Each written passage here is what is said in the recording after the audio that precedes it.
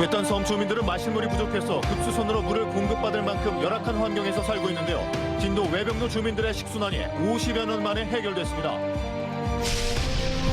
광주 전남에서도 나흘째 화물연대 파업이 이어지면서 물류 차질 우려가 커지고 있습니다. 일부 조합원들은 경찰에 연행됐습니다. 지난해 10월 중단됐던 무안 울산 간 항공 노선이 다음 달부터 재개됩니다. 무안 제주, 무안 김포 노선도 오는 25일부터 증편됩니다. 전남도의회 의장 선거를 앞두고 이전 투구와 혼탁 양상이 감지되는 등 벌써부터 치열한 선거전이 펼쳐지고 있습니다. 여러분 안녕하십니까? 목포 MBC 뉴스데스크입니다. 우리나라는 3,300곳이 넘는 섬이 있습니다. 아시아에선 네 번째로 섬이 많은 나라이기도 한데요. 그런데 이 중 거주민이 수십 명밖에 없는 외딴 섬들은 급수시설이 없어 수십 년째 식수난을 겪고 있는 경우가 많습니다. 정부가 늦게나마 외딴 섬 식수난 해결에 나섰습니다. 박종호 기자입니다. 전남 진도항에서 18km 떨어진 외병도. 20여 명의 주민만이 사는 외딴 섬입니다. 이 섬에는 저수지나 식수원이 없기 때문에 20일마다 오는 급수선이 생명줄이나 다름없습니다. 하지만 항상 충분하지 않아 빗물이 없으면 생활이 어려울 정도입니다. 물이 부족하다 보니 집집마다 이렇게 빗물을 받아 사용해 왔습니다. 이렇다 보니 가족들도 섬으로 들어오기를 꺼려하고 관광객들도 외병도를 찾지 않았습니다. 우리 애들이 들어도 하루씩 자면 금방 그 뒤날 나가버립니다. 씻지를 못하고 육지같이 물을 못 쓰잖아요. 거주민 수가 작다 보니 지하수 개발 요청은 지자체 예산 부족 등을 이유로 번번이 좌절됐습니다. 그러다 최근 환경부가 전국 국립공원 내 섬 37곳에 대해 생활 개선 사업에 나서면서 외병도에도 50년 만에 하루 지하수 10톤 생산이 가능한 급수시설이 들어섰습니다. 그동안 물 부족으로 불편함을 참고 살아오신 마을 분들께 이렇게 늦게라도 정부가 마을의 오랜 수건을 해결해 드릴 수 있게 되어 하지만 현재 진도군 내 35개 섬 중 32개 섬이 여전히 식수난을 겪고 있어 주민들의 고통은 쉽사리 해결될 기미를 보이지 않고 있습니다. MBC 뉴스 박종호입니다. 정의당 전남도당이 안전운임제 확대 등을 요구하고 있는 화물연대 총파업을 지지하고 투쟁에 적극 연대하겠다고 밝혔습니다. 정의당 전남도당은 목포 지역 화물연대 조합원이 연행된 것과 관련해 파업의 책임에서 자유로울 수 없는 정부가 법을 앞세워 조합원들을 윽박지르고 있다며 윤석열 정부가 대화를 통해 사태 해결에 나서야 한다고 촉구했습니다. 한편 오늘 새벽 2시쯤 목포항에서 대불산단으로 향하던 화물차를 가로막은 화물연대 노조원 2명이 교통방해 혐의로 경찰에 입건됐습니다.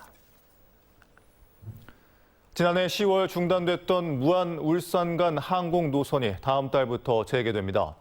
전라남도는 소형 항공사인 하이에어가 다음 달 1일부터 금요일과 일요일 매주 2차례 무안국제공항과 울산공항 간 노선을 운영한다고 밝혔습니다.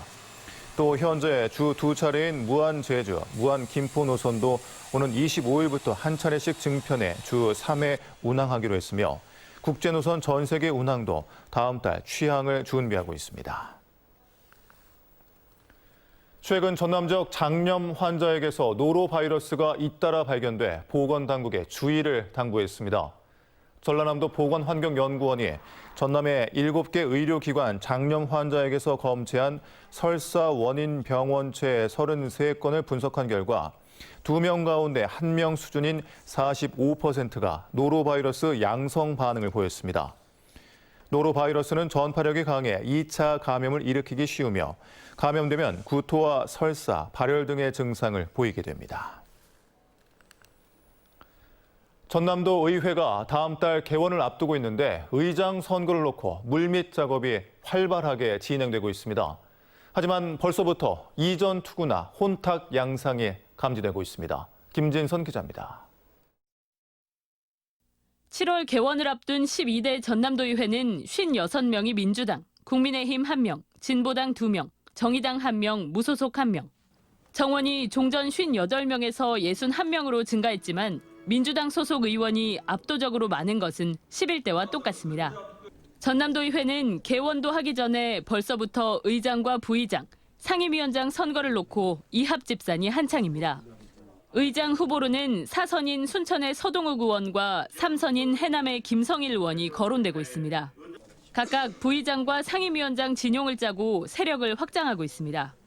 전남 동서부권 대결 구도가 짜이면서 또다시 의장단 선거의 후폭풍을 걱정하는 목소리가 나오고 있습니다. 이미 11대 의회에서 겪었던 문제이기 때문입니다. 다수당인 민주당은 이달 말까지 내부 경선을 통해 의장 후보를 정한 뒤 다음 달 6일 임시회 본회의에서 의장을 선출합니다. 진보당과 국민의힘, 정의당까지 4당 체제지만 민주당 경선에서 사실상 의장이 확정될 전망입니다. 민주적 절차에 의해서 당내 경선을 통해서 의장단 선출을 했으면 좋겠고요. 선출 이후에도 당의 단합을 좀 이룰 수 있도록 하는. 사실 전남 지역 지방의회 의장단 선거는 요식행위가 된 지 오래입니다. 대부분 민주당 일당 구도이다 보니 민주당이 당내 경선을 통해 사전에 의장단을 정리하면서 본회의장 투표는 형식에 그치고 있습니다. 또다시 찾아온 지방의회 의장단 구성의 시간. 소수 정당이 배제된 채 민주당에 의한 민주당만을 위한 잔치에 머무를 수 있다는 우려가 벌써부터 나오고 있습니다. MBC 뉴스 김진선입니다.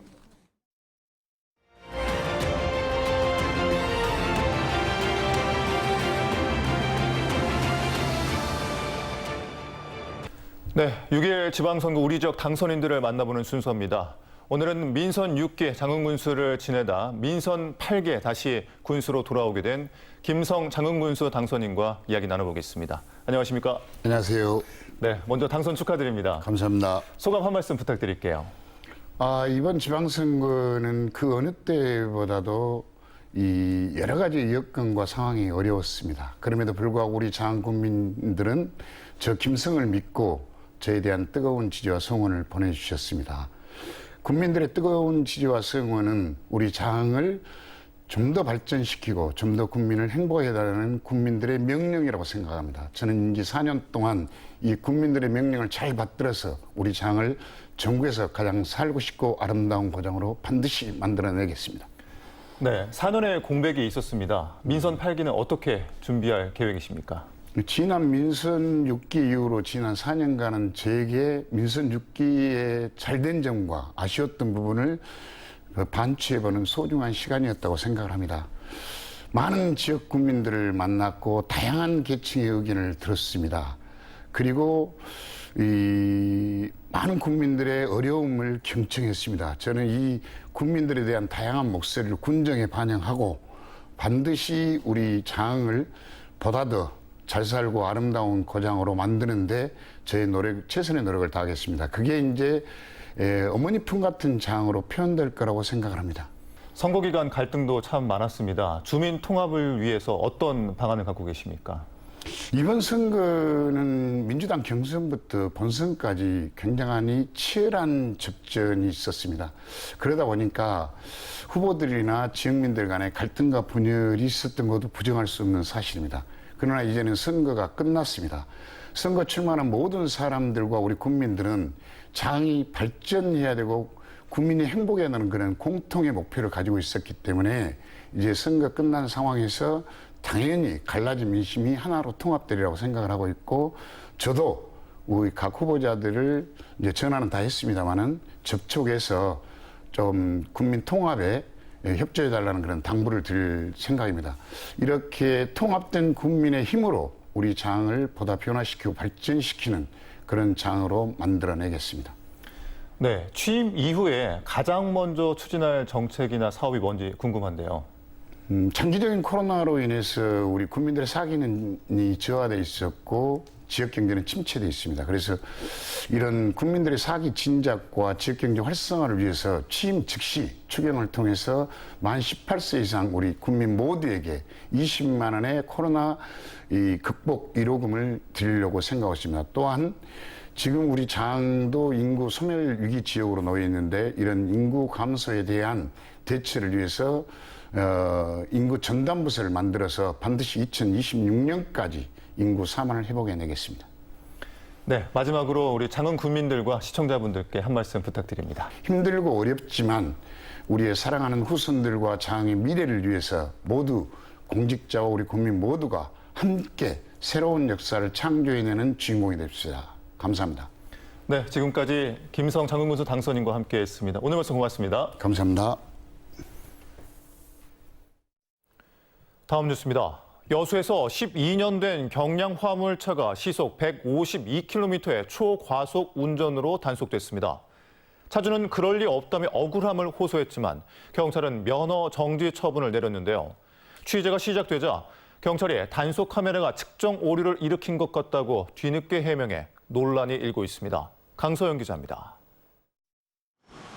전남 여수에서 차량 부품 배달업을 하는 조승욱 씨. 조 씨는 얼마 전 규정 속도를 시속 100km 초과한 초과속 혐의로 경찰 조사를 받으라는 통보를 받았습니다. 지난해 12월 오후 3시쯤 조 씨의 차량이 여수 쌍봉 사거리의 고정식 단속 카메라를 시속 152km로 통과했다는 겁니다. 그러나 조 씨의 차량은 엔진과 차체가 가볍고 약해 소상공인들이 가까운 거리에 물건을 옮길 때 사용하는 2010년식 다마스. 152km는 속도 계기판에도 아예 나와 있지 않은 수치였습니다.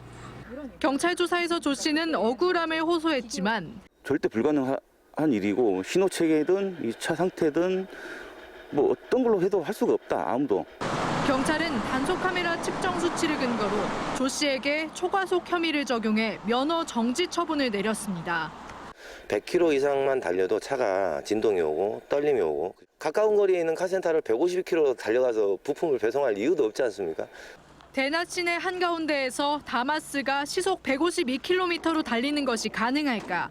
엑셀을 세게 밟아보지만 좀처럼 시속 100km를 넘기기가 힘듭니다. 지금 최대로 밟으신 거예요? 네, 끝까지 밟고 있어요. 단속이 이뤄진 대낮의 쌍봉 사거리는 시내 한가운데에 있어 여수에서도 차량 통행이 많은 곳 중 하나입니다. 단속 카메라 측정이 잘못될 가능성은 없다며 검찰 단계에서 억울함을 해명하라던 경찰은 본격적으로 취재가 시작되자 단속 카메라의 측정치가 잘못된 것 같다고 뒤늦게 해명했습니다. 다마스와 앞차 사이의 간격이 좁아 측정 과정에서 오류가 발생했다는 겁니다. 측정 관련해서 어떤 오류가 날 수 있는 어떤 부분 때문에 그런 건지 시스템을 점검하는 그런 하고 있는 거죠. 지난 2017년 광주와 대구의 무인 단속 카메라 수치가 80% 가까운 큰 오차율을 보여 논란이 있는 등 무인 단속 카메라의 측정 오류는 종종 지적받고 있습니다. 경찰은 이 같은 측정 오류가 해당 기기의 문제인지 일반적인 문제인지를 조사하고 있다고 밝혔습니다. MBC 뉴스 강서영입니다. 경찰관이 근무 시간에 음주운전을 하다 적발돼 직위 해제된 사실이 뒤늦게 알려졌습니다. 완도경찰서 소속 A 경위는 지난달 9일 밤 근무 시간에 자신의 차를 타고 관할 지역인 완도를 벗어나 해남에서 면허 취소 수준의 만취 상태로 음주운전을 하다 경찰에 적발됐습니다. 완도경찰서는 A 경위를 직위 해제하고 감찰 결과에 따라 엄중 징계할 계획이라고 밝혔습니다. 오늘 낮 12시 10분쯤 서해안 고속도로 무안 2터널 인근 도로에서 47살 A씨가 몰던 SUV 차량에 안전차단 차량과 부딪혀 A씨가 숨졌습니다.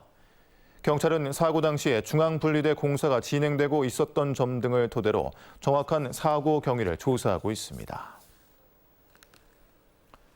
목포시가 대한국토도시계획학회와 함께 도시 혁신 성장을 위한 목포시 도시정책 방향 세미나를 열었습니다. 이번 세미나는 목포시가 대한민국 도시 대상에서 2년 연속 수상한 성과에 따른 것으로 다양한 학계 전문가들이 참여해 목포시의 도시 경쟁력 강화 방안을 함께 논의했습니다. 전남 여성 취업자 가운데 임금 근로자 비중에 남성을 앞선 것으로 나타났습니다.